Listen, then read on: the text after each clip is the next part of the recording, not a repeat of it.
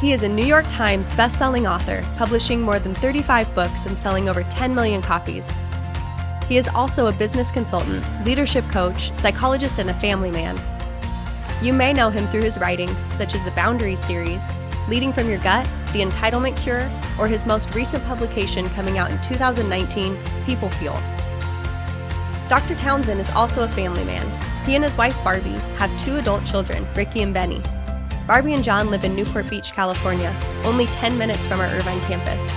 An interesting fact is that one of the Townsend family passions is music and the arts, and Dr. Townsend performs in a band with his sons at Southern California lounges and venues. Dr. Townsend is also passionate about helping people achieve their best, most recently adding a personality assessment to the Townsend platform, entitled TPRAT, which stands for Townsend Personal and Relational Assessment Tool, which you will hear about more this evening. He also runs townsendnow.com, a digital platform with excerpts of his work, where you can access teachings, videos, and other digital coaching experiences interactively, all online. For more than 20 years, he has been engaging with leaders, organizations, and individuals around the globe, offering them executive coaching, corporate consulting, and giving conference presentations.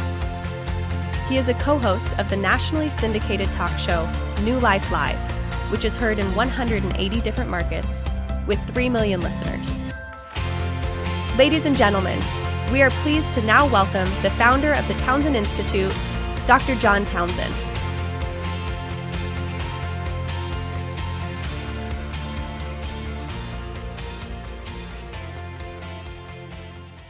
Welcome. So glad you guys are here, and thank you for spending, your hard-earned time and energy to be with us at this information session night. I'm Dr. John Townsend, and we have constructed this time for you because we really want to give you a personal feel on what the Townsend Institute is really about, whether you're interested in thinking about organizational psychology or organizational leadership, or whether you're thinking about executive coaching and consulting, or you're thinking about counseling. And whether you're thinking about whatever degree program you want to be in. We have bachelor's programs now that lead you into that for people that could never finish up their bachelor's degree because they got kids and mortgages, and now they're ready to do that. We've also got certificates for people that want a grad level program but don't have the time and inclination to go for a master's, and we have master's programs in all 3 disciplines.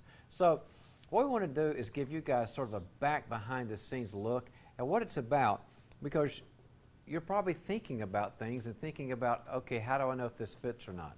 So let me put on my shrink hat for a second. Right now, wherever you are in the world, there's bunches and bunches of you guys around the world. I want you to think about one thing. I want you to think about your passion. Passion's what drives big decisions. Passion's what drives us to try things we've never tried before. Passion's what causes us to move mountains. And you're online with us right now with a passion. Some of you are very much in touch with your passion. You could articulate it if we were sitting around having coffee. You could say, I have a passion for helping people or whatever. Some of you are sort of like, it's starting to get born. Doesn't have form yet, but I can feel it. But I'm just going to kind of make a space for you to think about your passion for just a few seconds, because I'm going to talk about that passion. So think about it right now.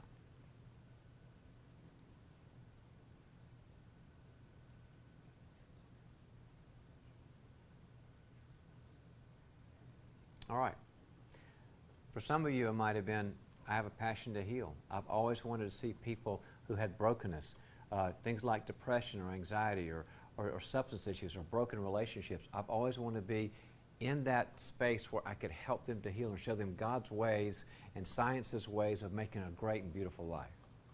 For some of you, it might be, I want to lead. I've got a dream to run a great company, or to start my own business, or to work in an NGO or a nonprofit, or I want to work in a church, and I want to take people and catalyze them as teammates and break them to do great things. For some of you, I want to go and help coach people. I want to take people from level A to level B, and I want to go into organizations and consult with them and help them to be better in whatever they do. Well, that's kind of our passion for you too. We want to give you training at the very top level in any of those disciplines. I'm going to go over what we consider the Townsend Institute's 6 distinctives, the things that we think set us apart, that have unique value, because you're comparing to lots and lots of other schools. And we think that we've got some things that are kind of like put us in a different position. So hang in there with us. The first thing is that we spend a lot of time together. When I say we, I mean you and me. Now, some of you may say, well, that's a detriment, but you're going to spend a lot of time with me. Because the whole concept of an online program is always, well, sit there, you know, in the kitchen with your cup of coffee and your bunny slippers on, open up your laptop, and your dog's running around while you do this. It's not like that at all. I mean, there's laptop work, but also I spend a lot of time personally being involved with you. We don't know another program where the founder is that much involved. For example, we have a thing called the virtual classroom.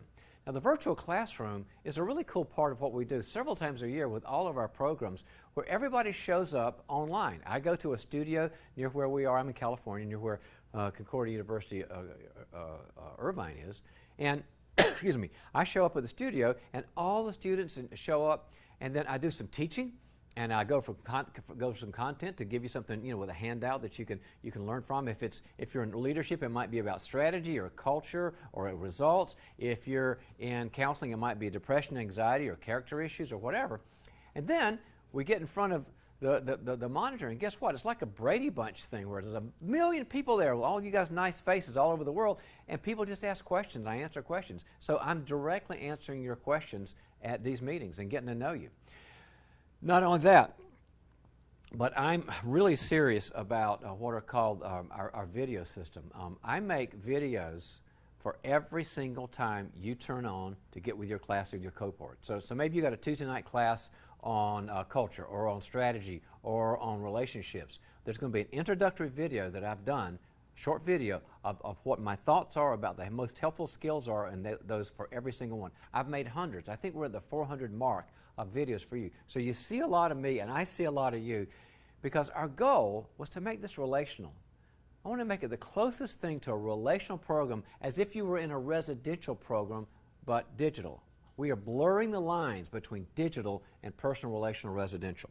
And also, all of my books, I've written 30-some books, 10 million copies sold. All of my books and my videos and my concepts and my white papers, they're all integrating them into the curriculum. So we're really connected together. The second distinctive is that not only are we relational with what I do with you, we're very relational with each other. We have classrooms and cohorts with people that you're with these people all the way through your program. You get to know them at a very deep level, and our professors and our faculty and our administration are highly relational. We have the highest value for relationship. What does that mean? Getting to know you, helping you with your individual issues. If you're struggling, we want to talk to you, and we want to help you talk to each other. We've been around long enough now that we've got graduating classes, and so whenever we graduate, I'm always really excited, and I kind of talk to the students and say, how was it? And so many of them will say to me, well, I liked the content, it was helpful, and the skills were helpful, but what I really liked was the relationships. And they'll say, somebody told me at the last one, I text the people in my cohort every day just to say howdy, how are you doing, around the world. If you're into relationships, and I am into relationships, and I believe that God is into relationships, you're going to like this because we make relationship priority number one. The other part is that we're highly, highly involved in skill building. We want to make this a very practical sort of experience so that you go out and you have the skills the market needs. You know, the markets, whatever the market is, if it's the counseling world, if it's the leadership world, if it's the coaching world, the consulting world, the market has research that says, here's what people need. We're staying ahead of that. We're watching that. We're scanning that. Our people are reading all the research so that when you get out there, you've got the skills you need. You can take your place with anybody there. And that's what our graduates are saying. They're saying, I got out there, I got a job at, Acme, counseling or Acme shoes or whatever, and I walked in and I know everything I need to know. And I feel very equipped. I had somebody tell me that today. Cool story about that. I was talking to a young lady about her program, and I said, so how's it going? She was like halfway through. And she said, well, some good things are happening. I said, tell me. She said, well, I'm in HR, Human Resources, and I've been in the program for about close to a year. But in my job at HR, my HR leader, director, gave me two people to work with who were just kind of knuckleheads. One was really kind of a diva, and one didn't like to talk to people, and they're like this, fighting each other. It was really awful. Nobody wanted to be around them. And my director said, fix them, right? And she's in the organizational leadership program. She said, I used the skills I learned there. I got them to be collaborative. I got them to trust each other. And she said, my boss came to me, the big boss, the CEO, came to me and said, you fixed that relationship with those two knuckleheads? And she said, yeah, I did. And he said, where'd you learn that? And she said, the Townsend Institute. He said, I'm going to pay the rest of your tuition. This is kind of like the metric, real life kind of value that we found here. Not only that, they promoted her to their executive team. She's still there now. That's the kind of stories we're hearing. All right, here's another one. It's what we call our Institute Fellows program. Now, there's guy fellows in the world, and there's female fellows in the world. Fellows is a term that I got from the Cambridge-Oxford system, which just means people who have accomplished great things. We want to give you access not only to our materials, but to the best and the brightest in the entire world who are doing the things that you want to do when you grow up. In the counseling world, for example, we've got people like John and Julie Gottman. They are the #1 marital researchers in the entire world. We've got Dr. Sue Johnson, who is the EFT, emotion-focused attachment person, who's teaching us all about emotions and attachment and getting close. We've got people like, in the organizational world, we've got Ken Blanchard, probably the #1 management expert in the entire world, the one-minute manager guy. We've got Greg Brenham, and you might not know Greg Brenham. He's a good friend of mine, but you know Burger King. He was CEO of Burger King. You might know Quiznos, CEO of Quiznos. You might know Continental Airlines, CEO there. What if it's like for you to be able to ask Greg Brenham, Ken Blanchard, the Johnsons, or the Gottmans and Johnson, a question on the video? You can do that because we've made them accessible to you. So we've got those people, and they are there to give you their own secret sauce of how they got to where they went to. You have access to them. Look on our website. We've got people, I don't know, now it's up to 50 or 60 people, and they give their time just to be with you guys and help you out. Also, what I think is distinctive is where we get our information to help you. We use several sources. Obviously, we're a Christian program, and so it's based on the Bible. We believe that the Bible has the answers that God meant for us to have a healthy, successful life forever. But also, most of what I study now is neuroscience, meaning what does the brain do, and how does the brain do things like make us successful, have great relationships, be resilient, solve problems, be creative. The cool thing that we found in neuroscience that I'm so excited about, guys, is that every robust study that you find in neuroscience pretty much comes back to the fact that the Bible's true. They support what the Bible says about love, success, relationships, resiliency. So it's sort of like God had it right from the beginning, and now the neuroscience is just showing us about how the brain works about that. You're learning neuroscience, you're learning clinical performance, you're learning leadership performance, you're learning the Bible. So it's all there. We have a very, very solid theoretical base. And another thing, and I just think this is important in terms of money, we are, I think, very affordable. If you look at all the programs like ours around the country, we're somewhere in the lower to mid-range. We wanted to make it affordable for you. But not only are we affordable money-wise, we are flexible. Our team here, and a lot of them are here tonight, they want to make it so that we know you got guys that got busy life. You got a full-time job or a full-time job and a half, and you've got kids, and you've got a spouse, and you've got all this stuff. We want to make it so that it works for you time-wise and money-wise. Now, here's a kind of a new thing that's coming out. My new book, People Fuel, is coming out in 10 days from now, 25th, or 11 days. And it has to do with concepts about what great relationships do to make you more successful and all the skills you need to have the best relationships possible to get the most out of you and other people. In that book, there is, I talk about an assessment that I have called the TPRAT, and that's an acronym for TPRAT, Townsend Personal Relational Assessment Tool, TPRAT. I got the letters right. And what it is a 10-minute online survey so that you can find out how are you doing in terms of your ability to bond and have relationships. How are you doing ability to have boundaries? You might know I wrote a book called Boundaries, How to Say No. You need a score of 1 to 10 on your boundaries. You got crummy boundaries and everybody takes advantage of you. Do you have great boundaries and you can say no?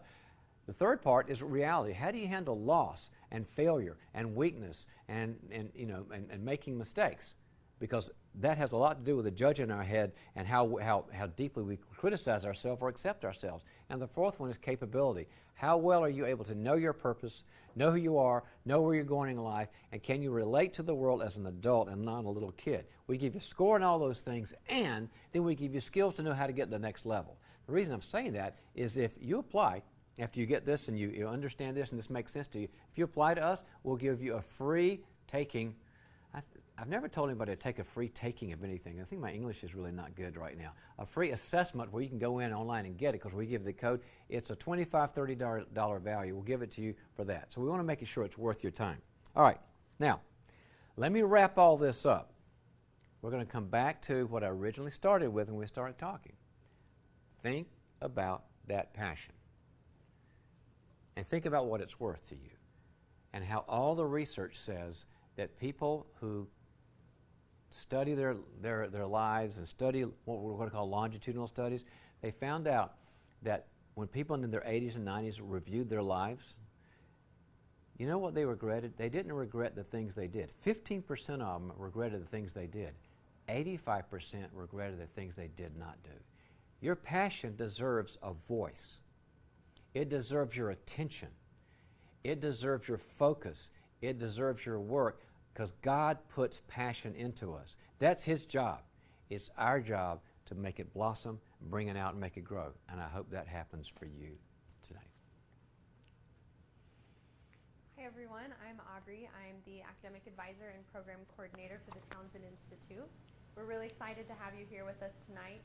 This is going to be a great opportunity for you guys and us to interact and get some questions answered for you directly from our staff. On the chat, you're going to see our admissions team, and that will be Tara Hafman, Patty Hunt, and Taylor Cerna.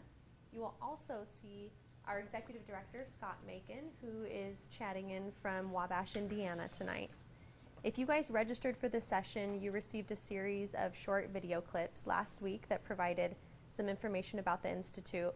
If you didn't get a chance to review them, the link for these are up in the chat so you can access them later. Our purpose for tonight is to make sure you have all the information you need to get started in the Townsend Institute, and so that we can see you guys this August here on campus. So please post your questions in the chat, and we're going to make sure we address as many as possible right now. So Dr. Townsend, we have our first question for you. We are wondering, what sparked your interest in neuroscience, and how does neuroscience exemplify the Bible? Thank you, Aubrey. It's a great question. In clinical psychology, where my study has been, as well as the leadership part, we study the mind. You're always interested in studying the mind, how people grow, how they solve problems, how they reach their potential. Well, we studied the mind more than we studied the brain. We didn't know much about the brain. And as the studies started coming out from really smart people about how the brain operates, we found something sort of magical. And this was the aha for me, is that we used to think that the brain was hardwired a certain way. I'll always be a low energy person or a high energy person. I'll always be somewhat depressed or somewhat happy. I'll always be somewhat ordered or somewhat disordered, blah, blah, blah. We found out with the right combinations of positive, emotional, relational experiences. Let me say that again. They've got to be positive, emotional, and relational experiences. You can change the hardwiring of the brain. In other words, I don't have my iPhone with me. They won't let me have it on this show. But if I had my iPhone, my smartphone, the app can change the OS X. The app can change the operating system. The experiences we have, which is the app, the soft science, can change the actual function of the brain. I cannot tell you how that changed everything, that we're not just doomed to say, well, my brain's wired a certain way, I suck, or I will not suck for the rest of my life. You can change these things. God's given us these tools to change everything. So somebody said also in that question, so how does this tie in with the Bible? I'll give you a great example. Take Proverbs chapter 20, verse 5, where Solomon says, a person's heart are deep waters, and a person of understanding draws him or her out. So the idea, we've all got these deep waters of feelings and potential and emotions and history and strengths and weaknesses. We've got all this stuff inside of us that we sometimes don't have access to because we're disconnected emotionally. And it says that a person of understanding draws them out. They're talking about empathy. Well, guess what he found out? They had these, what are called the monkey studies, because they use monkeys. This was a study in Italy, a very famous study in neuroscience, where they took a computer, some form of computer, and had a monkey over here, and they connected the monkey's brain in a nice way. This isn't like neat stuff. In a nice way to the different spots of their head that measure different parts of activity level, heat level, and activity. And they did that to one side of the computer, another monkey over here. So these two monkeys are hooked up, and you can see how they're relating on the two screens between each other. They can watch each other. When one monkey would get sad, the other would look at it, and then the brain waves, the sad brain waves of monkey 1, you look at that. Then you look at monkey 2, there were sad brain waves. And then one monkey would get anxious, and you'd look at it, the brain waves would be anxious, angry, happy, or whatever. They found a thing that now we call mirror, like you look in a mirror, neurons. And that's in some form or fashion, they're still figuring it out. You transfer how you feel to someone else across space and time, and they feel what you feel. We think we're finding the neurological basis for empathy. A person's heart are deep waters, and a person of understanding draws them out. So when you're around somebody that's watching you, or maybe you're a counselor, you want to watch somebody else, and you see what they're feeling, and you feel something inside, you've just experienced mirror neurons. Can't tell you how much that develops the skill of listening, not only in the counseling world. Some of you guys in leadership and some of you guys in coaching and counseling and in consulting, you're going to need those skills too, because the best leaders and the best coaches and consultants are also empathic too. One of many ways that the neuroscience backs up what the Bible says. Thank you for answering that question for us. We have another student question. Lindy Johnson is wondering, how would you measure or describe the current demand for emotionally intelligent leaders, both in the therapeutic world and in the professional business world? I would measure it this way, Lindy. Googleplex. Now, if you're a math major, Googleplex means the number one largest number in the universe besides infinity. We so need emotionally intelligent leaders, and here's why I say that. Because the research is out there. You know, we've been studying leaders for a long time, and if you've got, there's EQ, emotional intelligence, was how to manage and identify yours and others' emotions, and there's IQ, EQ and IQ, right? The two Qs. They found out if you've got somebody with really high IQ, smartest guy in the world, smartest gal in the world, and they got low EQ, and you measure their company as a leader to the company with somebody with a reasonably high, not a genius Mensa IQ, but a decent IQ and high EQ, that company wins, because the EQ is such an important factor in learning how to motivate and develop other people. We spend so much time at the Institute increasing your EQ and also helping you increase the EQ of those that you're influencing. Thank you. We have another student question from Serena Frank. We're hoping to get some more insight on the difference between counseling and marriage and family therapy. So this program, for the Master's in Counseling program, it prepares you to be a licensed professional clinical counselor or a licensed mental health counselor, depending on your state. So if you could talk to us a little bit about the difference between those licenses and marriage and family therapy. And then I'll come back to the second part of the question. All righty, Aubrey. Hi, Serena. Look at it this way. There's two intersecting circles. There's people helping in general. And so there's going to be a lot of interplay between the two. One just has more of a specialty on the individual aspect, and the other has more of a specialty on the group aspect, children, family, adolescents, groups, marriages, and that sort of thing. So it's not a huge distinction. The reason we went there is because we found out as we studied this, the co-founder of the Institute along with me, Scott Macon, we studied this extensively. We just found out we wanted to get the licensed degree that provided the most options, the most training on a broad level. We want to give you all the opportunities you can to be a great counselor in whatever the spectrum you want to be in. We felt like counseling gave you a lot more options than MFT did. Love MFT. One of my licenses is MFT, but we wanted to give you guys sort of like the most breadth. So the second part of that question is, can a Master's in Counseling fully prepare you to be a counselor with a focus on marriage and family therapies? Because we are a nationwide program, I'm just going to warn you all, this is different state to state. So I would really encourage you guys to seek out your state licensing boards for that specific question, because it's really going to depend on what state you're living in. But it will fully prepare you to license in all states, yes. But the focus of the license can be different state to state. Yeah, let me clarify what Aubrey said. What she said. Thank you, Aubrey. She said it all better than I did. Okay, perfect. Thank you. Aubrey likes it when I agree with her. Our relationship works a lot better that way. Okay, so another student question, Tori Coakley. So if you don't practice a religion, but you do believe in spiritual concepts of Christianity, is this university inclusive for people that don't have the same ideas or beliefs as the university? Tori, thank you so much for your vulnerability and your courage to even say that. Is there a word more than inclusive? Because that's what we are. We are uber inclusive.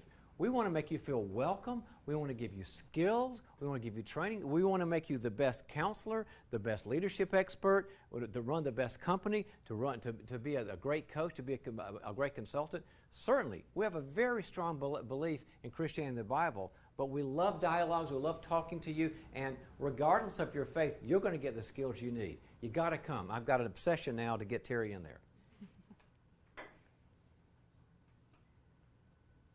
So, Dr. Townsend, if a student is deciding on what is the best program for them, they might feel like leadership is more general, but they have more of a passion to grow others and like the idea of executive coaching. Those two fields, how do they interact together, and how would a student know how to choose between the two of them? Okay. Hi, Drew.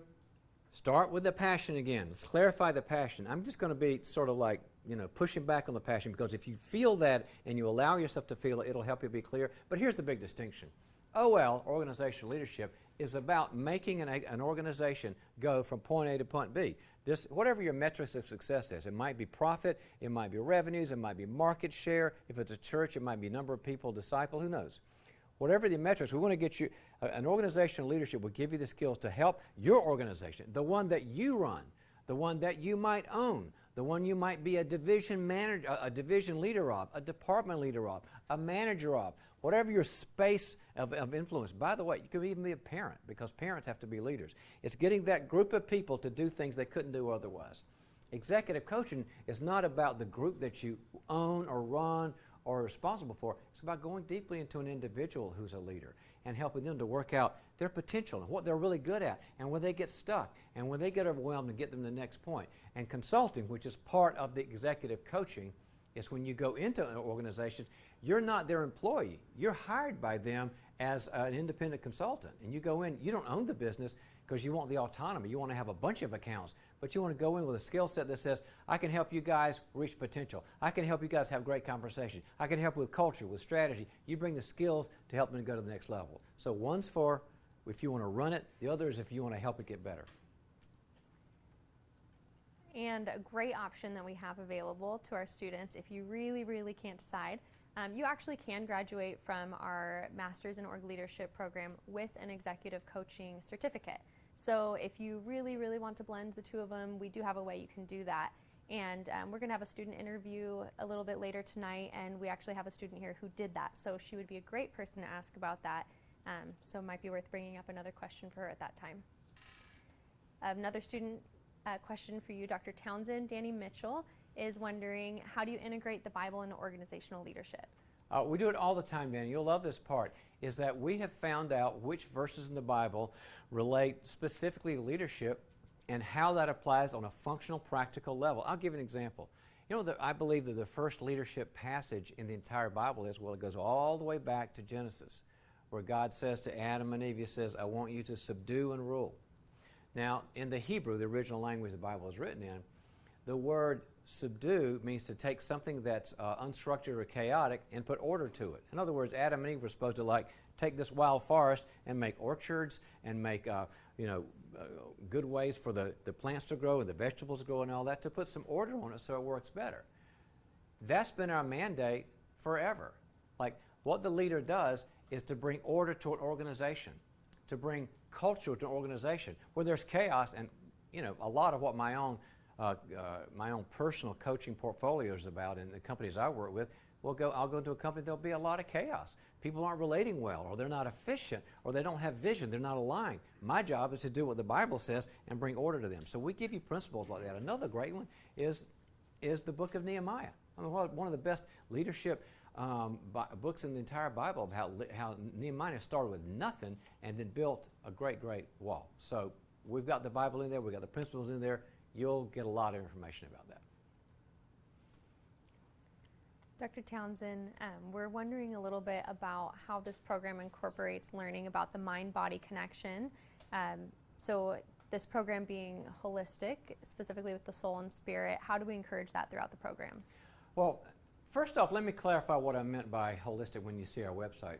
we're talking about holistic. What we also mean is not only do we deal with what's called hard science, like execution and tactics and strategy and finances and those things you got to know, but also the soft sciences like your EQ, your personal growth, how you regulate other people, how you regulate yourself, how you connect to healthy ways. Actually, that's really hard science now because it's well researched.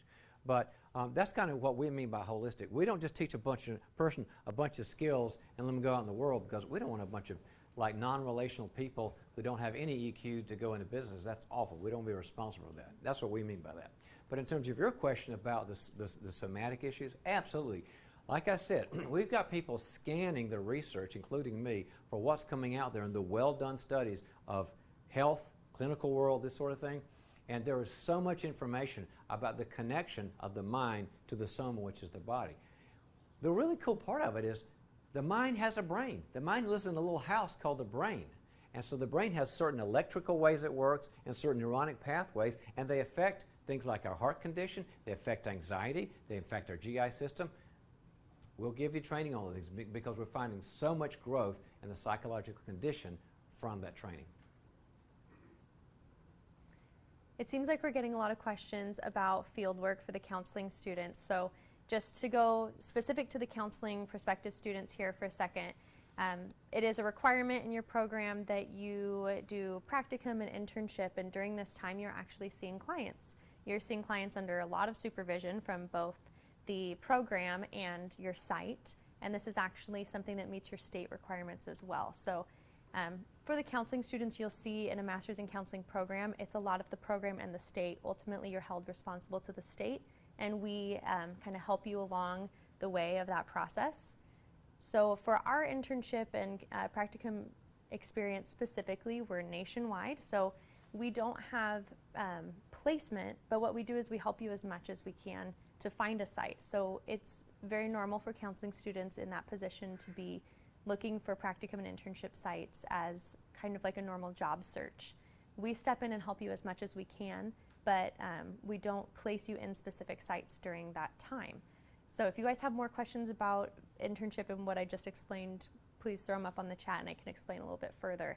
And we can also connect you with our fieldwork coordinator after tonight. So we have a question from Amanda Ortiz. What sorts of fields can I use a master's in counseling for? Can you be a guidance counselor or a career counselor in a college? Just before I pivot to Dr. T with this one, I do have my master's in counseling, so you can go into school counseling as in college level and above as a counselor. So if you want to go into counseling in a high school or below, you're going to be looking at a credential depending on what state you're in. And it might be a different process, but definitely a master's in counseling can prepare you for other things than sitting in one-on-one individual therapy. Dr. Townsend, do you have more to add to that? Thanks for the pivot, Aubrey. I'm going to pivot to Scott Macon because I don't know enough about that, and I don't want to sort of like pivot all day. So, Scott? So, Scott will answer that on the chat. Yeah, he knows everything like this. He's sort of like got all the data. I'm sort of idiot about something like that. I just don't want to like say something and then not know what I'm saying. There's too much of that in the world already. Pivot. Okay. So, so Scott will help answer that on the chat. But a master's in counseling, from my own personal experience, I can share the skills that you get from a master's in counseling prepare you for a lot of different fields. Every field needs a people person, and that's if you really go down to the basics of what you're learning in a counseling program, you're kind of learning how to be people. So we have a question for Dr. Townsend, and Jordan Carter wants to know, will we be learning from you directly? Hey Jordan, I appreciate you being here. That's what we're talking about. Directly. In other words, every time you boot up to, get online and learn about your, Tuesday night or Thursday night or whatever with your rest of your cohort on some topic, there'll be a JT video that I did specifically for that, not only that course, but that specific teaching in that class for that time. And I'll be leading that. And I've made it very, very applicable and try to have great information that's very practical. Then, several times a year, we all get online with the Brady Bunch in the virtual classroom. I'm sitting there talking, or standing there. I get more energy when I stand.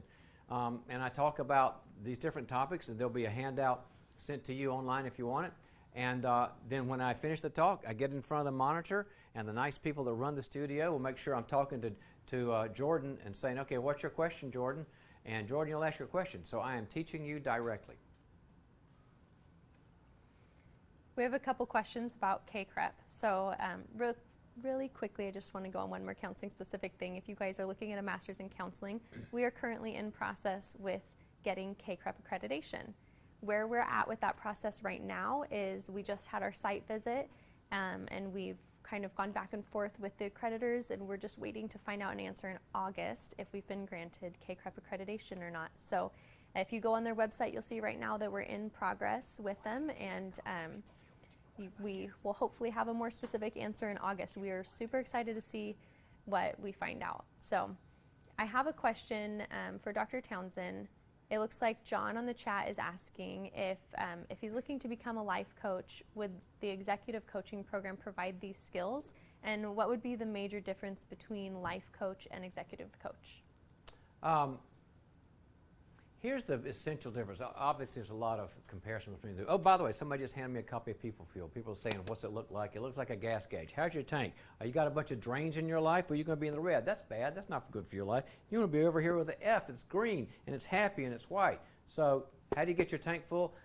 Where's the gains in your life? Where's the drains in your life? This is how we operate. So here's how that goes. Now, life coach and executive coach. Fundamentally, I mean, think about that first word there. A life coach is about sort of like success in life itself in a global way. Life coach includes my marriage, my dating life. By the way, you shouldn't do both at the same time. That's a really bad idea. So life, dating, marriage, kids, self-help, my self-care, and as well as my business and that sort of thing. Executive coach is kind of targeted to the professional life of the executive. How do I get the most out of my career? How do I be the most and be the most optimized?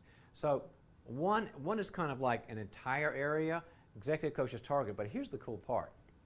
If you wanted to be a life coach, if that's your calling and your passion, you get the executive coach degree, and you will automatically learn the things. Why? Because we're unique in that we're holistic. I got to say that word again. We're not going to just be the one that says, okay, Sam, you're a CEO. Did you meet your goals this week?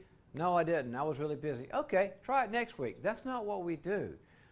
If Sam says I didn't meet my goals, we'll say, okay, let's go into the why. Why'd that happen? And Sam says, well, I mean, I got to try harder. And our coaches go, well, what happened? And I've had this happen a million times. The guy goes, I got some things going on at home. Well, tell me about it. Well, I got a kid who's sort of struggling.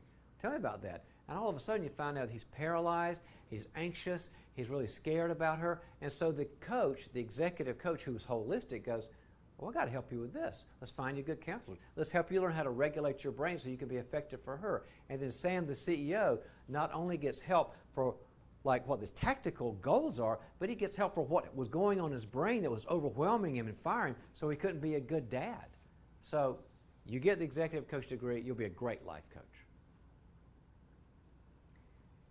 Okay, Dr. Townsend, we have some talk happening about our new Institute Fellows, the Davenports. Could you tell us more about them? Yeah, I'll try to get through this without getting real emotional. Austin and Christy Davenport sometimes we'll have a couple be fellows, like Les and Leslie Parrott, John and Julie Gottman, people like that.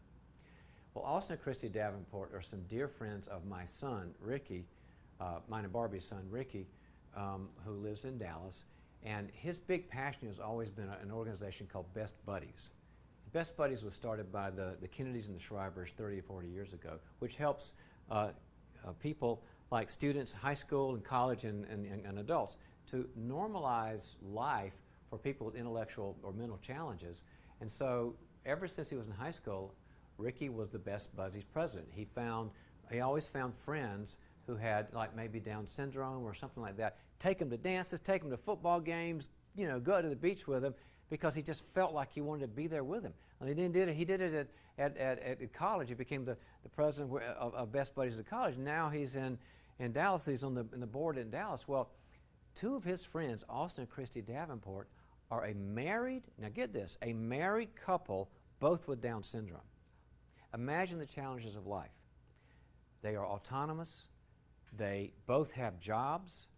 They cook. There's some things they can't do, of course, but they have this incredible life, and they're just good. Ricky's made them good friends, and me and my wife good friends of them too. Well, they came and spoke at a great conference called the Q Conference, started by Gabe and Rebecca Lyons, who are dear friends, in Nashville, and they blew the doors off about how life goes in terms of if you're married and you've got intellectual challenges. And we got so excited about it. Scott came up and said, "You got to make them fellas." So we talked to Ricky and we talked to them, and they're now fellas. Here's how I get through it. We have a kickoff every semester, August, where we want you all to show up, and then in every spring, like March, April. And in the kickoff, I speak a lot. You got to come out for 4 days. You got to be with us. You got to be in a bunch of growth groups, and then I get to know you. And we have a lot of fellows speak. Some of them Skype in. Some of them can't come in personally. Well, they're flying in from Dallas. Ricky's going to help them, and they're going to be speaking to our students about life and what success is, as well as the challenges of having Down syndrome as a married couple. I can't wait for this. So that's what you've got to look forward to if you sign on with us.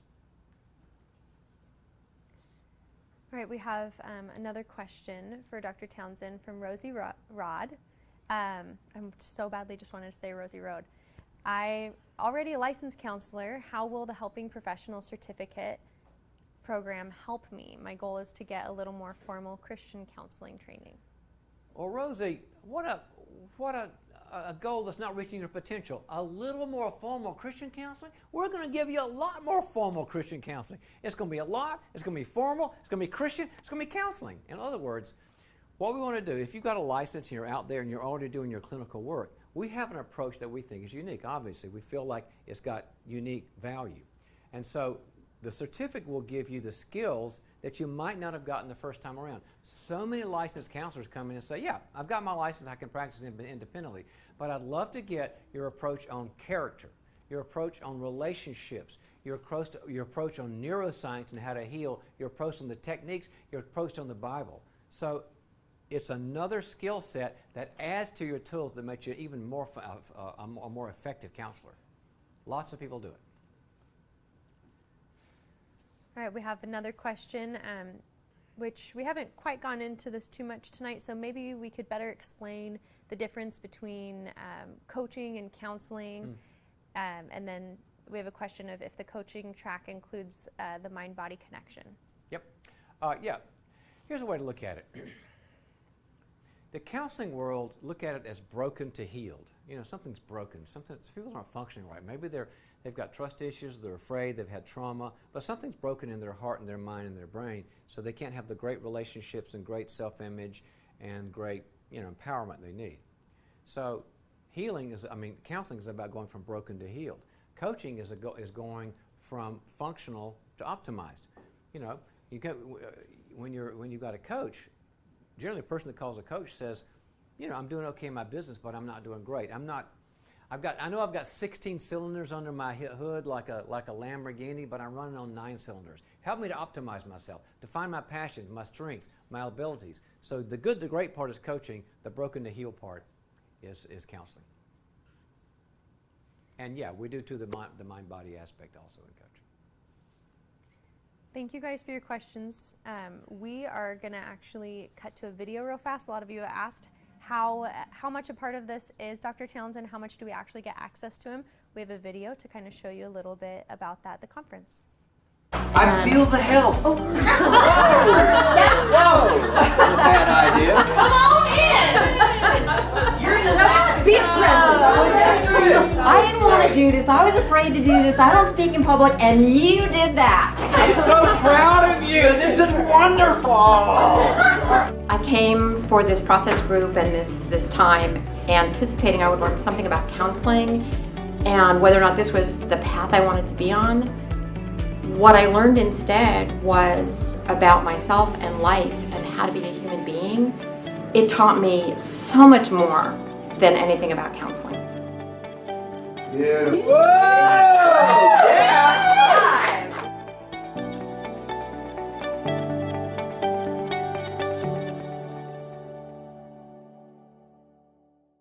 I feel the help. Hi guys, do I start? Can somebody tell me if I start? Or does Aubrey start? It's supposed to be me. Am I on? Okay. Aubrey, you're on. Okay, we're here. We're back. So now we have one of our alumni with us that we'd love to introduce you guys to. We're very proud of her and very proud to have had her as a student in our program. So we have Leslie Scarborough. She was part of our very first cohort of students, and she graduated December 2018 with a master's in organizational leadership and an advanced executive coaching certificate. She has 22 years of experience working for biotech companies. Her experiences have challenged her to consider ways in which she can create a high-performance mental health team. And her next steps that she's currently on include a PhD in performance psychology. So bring on the questions for Leslie and Dr. Townsend.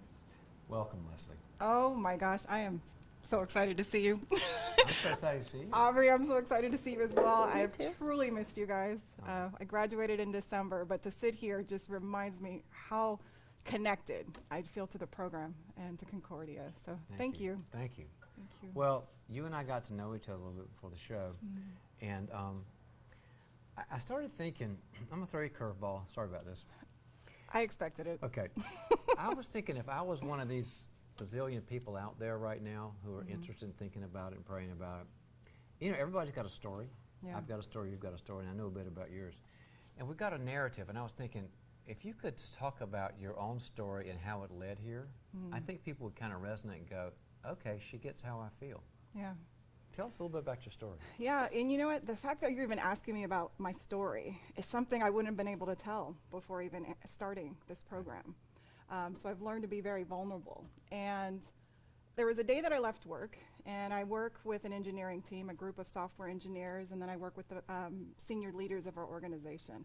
And I was really struggling. I'd been on a project that had been going on for years, and I couldn't figure out why I couldn't convey my message, why I couldn't convince people that my idea was the right idea, this was the right direction to go. I've got all these certifications in Six Sigma. It was in your Lean. head, but you couldn't get conveyed to others the right way. I could clearly articulate what I needed, but it wasn't being believed, I wasn't being heard, I wasn't feeling accepted. And I walked out of my office and I said, you know what, either it's them and there's something wrong with them, meaning the people at my job, or there's something going on with me.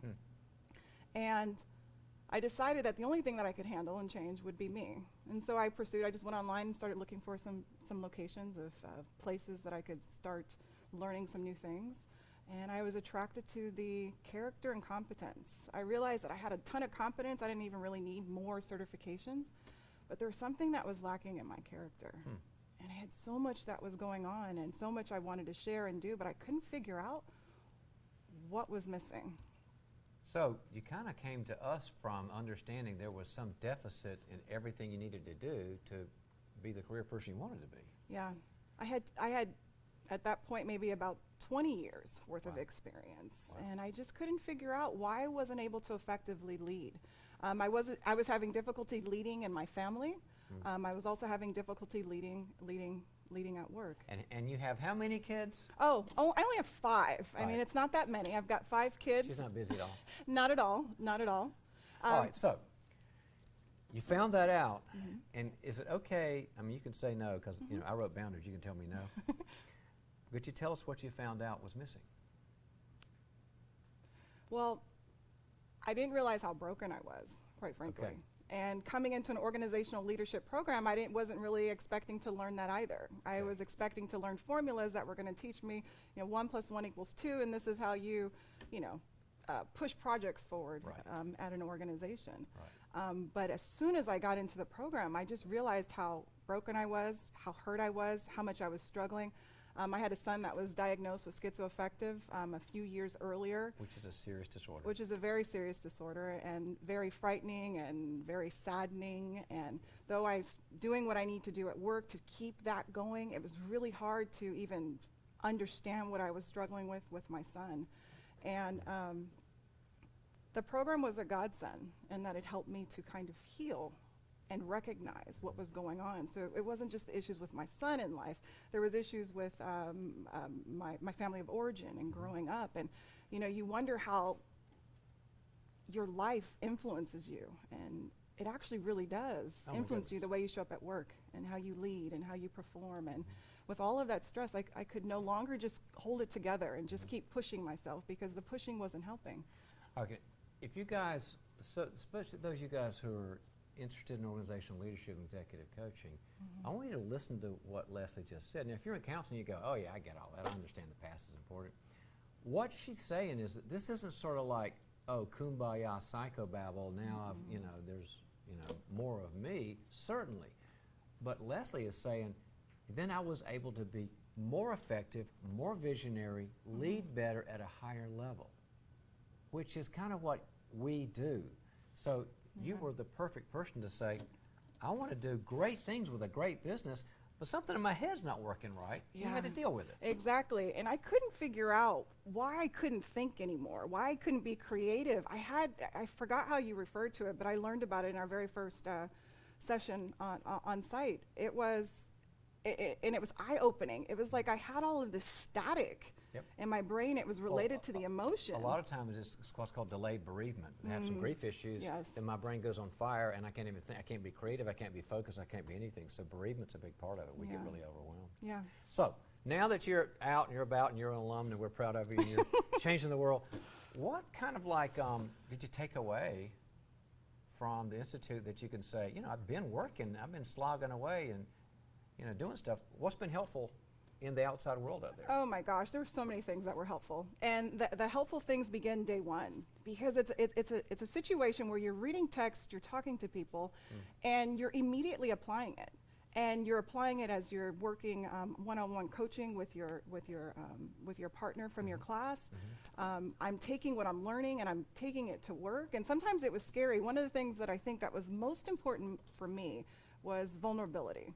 Yeah. Because I needed Scary to, word. It's very frightening, especially vulnerable in a business world. Like in business, like you don't show up with heart. You don't show up with I'm struggling. You don't show up with this is hard. Everybody goes, oh, wait a minute, that's blood in the water. Yeah. And the sharks are going to come, right? Yeah. So you're scared. Someone might want to take your position. They may think you're not qualified. Yeah. And I always felt that I was not as qualified as everyone else in the room. I've been surrounded by engineers, by scientists, by doctors, and I'm none of those things. I'm just kind of little old me, and that's the way that I saw myself. And so so you were able to use vulnerability in a positive way in the work environment. Talk about that, because people, like you said, it's sort of an oxymoronic for people. All right, so I had this instance where I'm working on this project, and it's been going on now for about a year, and it's about 6 months behind schedule. And I had no buy-in from the group of people that were responsible for this software. I build software. So I thought I just built the software and everybody loves it and they appreciate it. But I work at a company, they're 30 years in. A lot of the people that work there had been there for 30 years. So they put the systems in place, they own them. And I'm being asked to just install some software that no one wanted. You're intruding on territory, too. Yes. I had people all around the world. There was 80 of them. Having done a lot of the Zoom sessions and the Connect sessions, I actually learned from Concordia that I got everybody, there was 80 of them, on calls and different time frames to jump on Zoom so that we could meet each other. I didn't start in with, how are we going to work? You know, what is this hill that we have to climb? I started with, tell me about who you are, tell me what you like, share with me who you are. And I was really afraid to be vulnerable. And in that, I was also attuning. So I'm listening to people. I'm being empathetic, and I'm repeating back to them what they're feeling and their emotions. We train a lot on attunement because it's so productive. Yeah. And so in doing that, I was really nervous. I prepared a PowerPoint presentation to be vulnerable. But even after I had done this with about 20 people, I was still afraid to share of myself. And someone actually called me out and said, hey, aren't you going to tell us about you? And that was like such an important mismatching experience for me, because you actually were curious about me, and I shared. That was unexpected. That was completely unexpected. And I'm going to fast forward. So I had a project that was tanking, and in 3 weeks, I had someone that I respected in the company that come to me and said, that was the fastest turnaround on a project that I've ever seen. You went from people not accepting this software to people that are excited about this, that are participating and giving you input and feedback, and now they want to lead. And it was phenomenal. And the essential one variable difference was vulnerability. That was what I led with. But it's so interesting because I can't even think of all the techniques that I'll pull in because now they're becoming kind of second nature for me. Yeah. But I knew that I needed to lead with vulnerability, and that's where I started. And it opened people up because at work it just can get so involved with just completing tasks, the to-do list, and people become tools by which we get things done. And I've learned to just stop and to listen and to allow people to solve their own problems and to believe in them. Oh, and like to allow them, so not to rescue them, but sometimes to say, I'm with you, but you got to solve this problem. Yeah. Oh, because when you were talking about the vulnerability, you know, what we do is we talk about the 4 aspects like in the T-PRET, the bonding and the boundaries and reality and capability.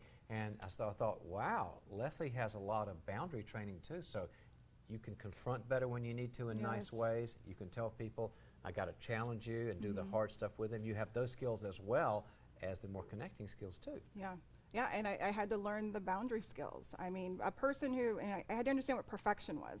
I was always needed to be perfect. I always needed to be on because I never felt quite adequate enough. I So didn't I'll compensate. So I'll compensate and I'll show up perfect. That also meant I was going to do everything. So if you struggled, okay, no problem, Leslie, I'll take care of it. But what I've learned to do now is that, you know what, I will step back because I don't have to do everything. I don't want to do everything. I want to see others achieve their greatest gifts, use their greatest potential and use their gifts and their skills. And I trust them. And so now I'm not micromanaging, having to know all the answers. You're not batting cleanup for everybody, making sure I'm you not. clean their messes anymore. I'm not cleaning up their messes. I'm not responsible for the entire outcome anymore. It's about all of us working together. And you're still a nice person. And I'm nicer because I'm not always focused on just getting the job done and it's all about work. I'm actually saying, hey, dude, how was your weekend? And I'm really curious. And I'm not going to let you get away with, oh, it was fine. No, you're going to tell me something about what you were doing, and I'm going to talk to you, and I'm going to encourage you. And all right. Tell us about the relationships. Tell us, wait, I had a great question. I don't want to answer the question. I'll get to it. We got to talk. How do the relationships go? You know, you have these cohorts, these people they're all over the world. How did you connect with them, and what difference did your cohorts and your professors make? Instead of, you study this stuff, but what about the people that helped you with that? Yeah, if it were not for the relationships, I would not have gotten through this. This was my second attempt to complete a master's program. Really? If it had not been for the relationships, I would not have finished. And attachment was very difficult for me. Relationships are very difficult for me. I didn't even realize how much I needed them. Gosh, you're so warm and connected. I feel like I'm totally your best friend now, but you didn't used to be that way? Oh, no, you could probably go back to my cohort. And as a matter of fact... What's the before ad look like? Yeah, the before and the after. I mean, I didn't understand my emotions, my feelings, my needs. I mean, this has been a shift and a huge change. And so they're supportive, they're vulnerable with you, they'll call and say, hey, how's it going? I'm thinking about you. You can do this paper, that kind of stuff? Yeah, our final paper, the capstone, Dr. J, she consistently told me throughout the program, you need to focus on your relationships. When you have a need, you need to go seek relationship, bring it into relationship, find safe people. I was struggling with the capstone in a way in which my internal judge was telling me that I couldn't finish this, that I wasn't capable, that it was too hard. And so instead of just hiding and isolating and trying to figure this out on my own, I would text my team and tell them, hey, I'm really struggling today. And they wouldn't shame me. They would just accept the fact that I was struggling, and they might even share they're struggling too. And I didn't feel alone. And I found that the more that I brought my true feelings, my authentic self to relationship, it allowed me to release my creativity. It allowed me to be able to share and to work and to perform. Yeah, your brain works better. Yeah. Ecclesiastes 4. Woe to you if you fall and nobody's lifted you up. You have people lift you up. Now, they are insisting we ask. Everybody wants to know. Apparently, there's a lot of action in the chat room. Talk more about work-life balance. How many classes did you take per session? You know what, Leslie? They want to get some let's kind of block and tackle stuff. Give them the block and tackle there. All right, work-life balance. Is there any? No. When you are pursuing a passion, you got to be all in. You got to be all in. You know, I cannot sit here and tell you that I had this equilibrium where I had perfect balance of work and perfect balance of taking care of my kids and being a wife and being a daughter and being an aunt. things were complicated, and they were hard. And there So were count the days, cost. yeah, and there were days that I didn't want to do the work, but you count the cost. We're advised to count the cost. And how important is it to you to actually complete and to finish something? And how important is to respect the passion? You had to respect the passion and go, yeah, it's hard right now, but there's something driving me here. Yeah, yeah. So I'm not out, I'm not in balance, but There's nothing easy in life, so Yeah. it is hard. But the opportunity and the transformation and the growth that you go through, it's so worth it. I think one of the things that that was mentioned, I'm not sure who said it, but you know, you can't really have change unless you're making some sort of a sacrifice. Like, you've got to sacrifice the time, you've got to sacrifice potentially money. There's got to be some sort of a sacrifice. And the fact that it was hard, let me tell you, the fact that I got through it and I completed it, makes me feel like I can do anything I want to do. Anything. because you did that. Because I did it. All right. Talk about your, the kickoff. We haven't talked a lot about the kickoff. Ooh, kickoff. The 4-day kickoff. Yeah. The only time you guys have to come here to the beautiful campus of Concordia University, Irvine. Yeah. We do require that, and we will always require that. So everybody had to fly in. Talk about your experience, Leslie. All right, kickoff conference. So all of you organizational leadership applicants, let me say, I am a business person. I understand the word process to mean something that means steps 1, 2, and 3. When I think of unpack that, I think of a process of taking something out of a box and putting it into another because maybe it's more effective that way. Process group, I had no understanding of what it was. You went from literal to metaphorical. Yeah, I work with computer programs. It's Yeah. either on or it's Yeah, off. we're going to metaphor now. And when we sat in this room with a group of people in a circle, I still wasn't intimidated. But when I was asked to talk about my feelings, With a and- facilitator there. with We have a trained facilitator, not Oh, by yeah. yourselves. You're not on your own. I was uncomfortable. I really was. However, it was, when I look back on it now, it was such a rich experience. That's where you got to meet people. Many online programs, actually I've been in several online programs, you don't meet people, you don't know people, you answer discussion questions and it's just kind of this nebulous response to someone that you actually don't know. We're very disconnected. You're very disconnected. But that's not what the conference is. What the conference does is it connects you to Dr. Townsend, it connects you to your counselors, it connects you to your teachers and the students that you're going to be with throughout the duration of your program, and you build friendships and relationships, and you're all in this process group, a little nervous, maybe not experiencing this before, but it's such a wonderful and beautiful experience. As a matter of fact, I will be here in August because I'm coming back. You can come back if you're an alum. You can always come back to kickoff. Yeah. Well, we kind of believe that about the kickoff too. It's like you go in, all right, what's this going to be about? We give you content. John speaks, the fellows speak. But the process group is where people come back and they'll say, you know, I didn't know what process meant, but now I feel so connected to people I never thought I would be. And the reason for that is because it's just like the research says, and the Bible says, and all the great writers say, you cannot be fully who you are until you're fully loved. Yes. You cannot be fully loved until you're fully known. Yeah. Do you want to optimize? You got to be known. You got to be loved. How do you want to be loved? You got to be known. Yeah. And in a process group, you get known in a safe way. Yeah. All right. Now, you've talked about your cohort, which is your little band of students that you went through with. Tell our students, our potential students who are coming in August, we'll see you in August. Yes. What is a cohort and why did it help? Okay, along the lines of what you just said, the desire to be known. Yes.